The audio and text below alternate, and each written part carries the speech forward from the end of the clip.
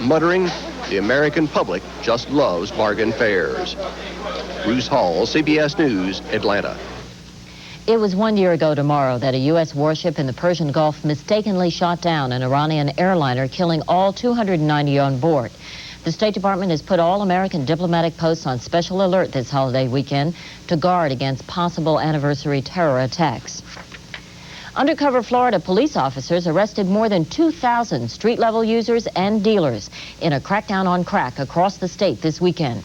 3,500 crack rocks were seized. Along with it, thousands of dollars in cash and firearms in a sweep from the Panhandle to the Keys. Doug Tennell has more. Excuse me, my man, you just bought cocaine from an undercover police officer. That's why police all across the state of Florida had been preparing the busts for over 4 months. An unprecedented statewide offensive against crack called Operation Rockpile. Get out! Get on the ground! Put him down! The targets, cracks, pushers, and users. The message, Florida just isn't going to take it anymore. I don't mind displacing some of these people to some other areas. They can go to the Gulf of Mexico, they can go to the Atlantic or the Caribbean, or they can go to Georgia and keep on going. Florida doesn't want these crack dealers. We don't want our children to be hurt by these folks anymore. But some community leaders here say that all the high-profile police drama of the last 48 hours hardly puts a dent in a crack dealer's business. The dealers and the buyers will wait until the cops pack up their bags and move someplace else, and it'll be business as usual. But what almost everyone here agrees is that drug abuse is the #1 problem in the Miami area. A poll released today shows that that opinion cuts right across cultural and ethnic lines, and that most Miami residents support stiffer penalties for drug offenders. Even before police could release the final arrest figures for Operation Rockpile, some of the dealers arrested in this neighborhood were back on the streets. How many of the guys you arrested last night are going to be back on the streets next week? Well, depending on plea bargains and, bond and released on their own recognizance and first-time offenders, you're looking at about probably 75% of them. In the impoverished neighborhoods of South Florida today, crack is still cheap and easy. It is undeniably clear the police are doing something. It is not clear that it will really work. Doug Tennell, CBS News, in Broward County, Florida.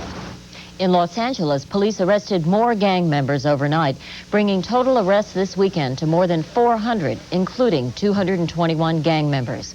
The purpose of the crackdown on crime was in part to assure a safe holiday weekend. But 2 people were killed and 16 injured in street violence. Still ahead on the CBS Evening News, Bruce Morton on a black priest breaking with the Roman Catholic Church. And later on, Inside Sunday, the newest Americans getting their first taste of a 213-year-old dream of freedom.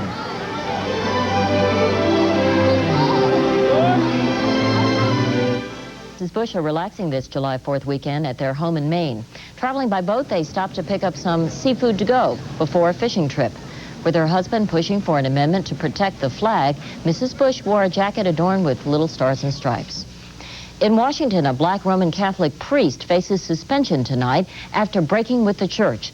But not all black Catholics agree with his contention that fighting racism from inside the church is a hopeless task. Bruce Morton reports. When was the last time you went to church and somebody told you you can't get in?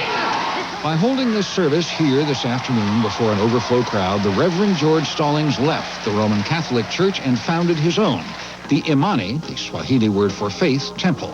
His reason for leaving? A split exists in the American church, just as it exists in American society, and its cause is racism. Be with us, and you,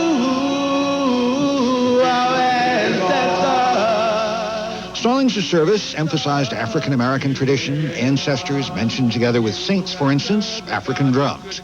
Is the Roman Church racist? Other blacks say yes, but cite progress made. 13 black bishops in the American Church, an increase in the number of black Roman Catholics. Services like this one in Detroit, which reflect the black gospel tradition, and Pope John Paul scheduling a meeting with blacks when he visited the United States. Your black cultural heritage enriches the church. Besides, many say, Stallings should work from within. The church is our mother, and we belong to a family. And while our brothers and sisters may not always treat us the way that they should, we in turn certainly are not going to allow them to drive us out of our mother's house. And some say Stallings is on an ego trip. He said today, powerfully, that blacks have waited far too long for change. They say work within the system. They say wait. Well, Catholic Church, black folk have been waiting. Black folk have been waiting. The church has seen many schisms, of course. In the 1970s, French Archbishop Marcel Lefebvre left because he objected to the findings of Vatican II and continued to celebrate the Mass in Latin. He does so still. Stallings may face a harder road. He has to build a church, attract a congregation. He did some of that today. I thought it was very beautiful. Quite frankly, it exceeded my expectations. Church, ain't no stopping us now. We're going all the way. Because But it is a long road. Bruce Morton, CBS News, Washington. Exxon confirmed reports today that a former computer operator accidentally erased thousands of records documenting the huge Alaska oil spill. But Exxon said more copies are believed to exist on paper or in other computer files. A damaged Greek tanker left Newport, Rhode Island today to be repaired in New York. The World Prodigy spilled about 300,000 gallons of fuel oil in Narragansett Bay 9 days ago. The tanker is accompanied by a tugboat carrying gear to ensure no more oil is spilled. U.S. companies that sell oil drilling equipment to China are anxiously trying to ride out tensions between the two countries. In part of one state, it's a matter of economic survival. Scott Pelley reports. Sparks are flying again at this oil rig manufacturing plant in West Texas. The biggest order in years is marked China. They've hired a lot of people back, and if we didn't have these China rigs, they'd have to lay them off again. But now turmoil in China may mean trouble in Texas because many oil equipment manufacturers have grown to depend on Chinese orders. On the oil coast of Texas, shipyard cranes stand idle, except where 2 Chinese rigs are under construction.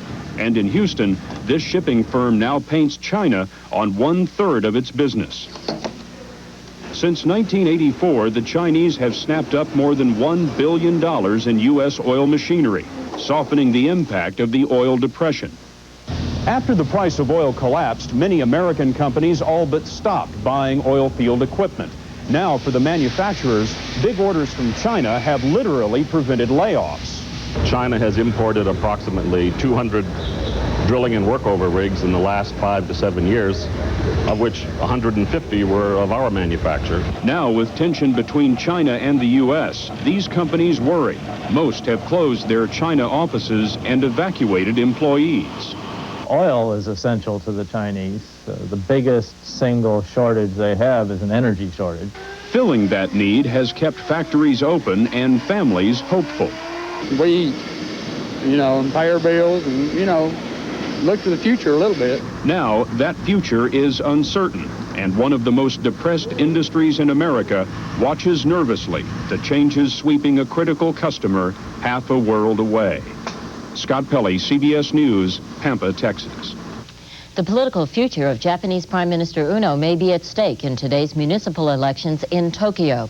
Exit polls reportedly show heavy losses for Uno's ruling party. Defeat could lead to Uno's resignation in a sex-for-money scandal.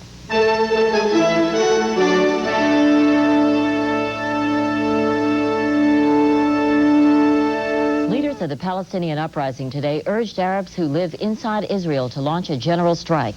In the violence that rules the occupied territories, nothing is safe or sacred, not even a monastery and 2 monks who live in fear. Martha Teichner reports. More than a century ago, the bells were brought from Russia to ring out over Hebron, the Holy Land town where Abraham was believed to have lived. In the 1860s, monks from the Russian Orthodox Church built a monastery around a tree known as the Oak of Abraham. It also happened to be the choicest piece of real estate in Hebron. Since the beginning, the monks' relations with their Muslim neighbors have never been good. But in the year and a half since the beginning of the Arab uprising, the Intifada, they've turned violent. Christians generally, at this point in time, are the meat in the sandwich in the Intifada. There have been arson fires and repeated acts of vandalism at the monastery. Last month, Father Nikolai was beaten up, his robes torn off. The attacks have become more severe and blatant and aggressive. Historically, the purpose of the monastery was hospitality, welcoming Holy Land pilgrims by the busload until the Intifada began.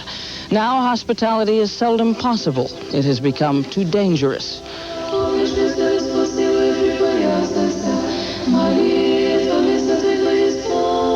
Hardly anybody stops here anymore. Only the presiding priest and some nuns who make the trek from Jerusalem every week or so to hold services in the vast, empty church. An Arab Christian judge sometimes stays at the monastery for his safety. The rest of the time, 2 monks are left here alone and afraid, always waiting for the next confrontation. It's like floating in the middle of an ocean in a small boat with 2 people in it. Father George is 72 and has talked about leaving. The Israeli occupying force in Hebron has made it clear it has bigger problems than protecting 2 monks. So the monastery is in the awkward position of having to pay Arabs to build a wall intended to keep Arabs out. It has become a casualty to the Intifada, its mission lost, its hospitality held hostage by the war between Arab and Jew. Martha Teichner, CBS News, Hebron. And that's our news. Later tonight, Bill Plant will be here with the CBS Sunday Night News. I'm Connie Chung in New York. I'll be sitting in for Dan Rather tomorrow night. See you then. Thank you for joining us, and for all of us at CBS News, good night.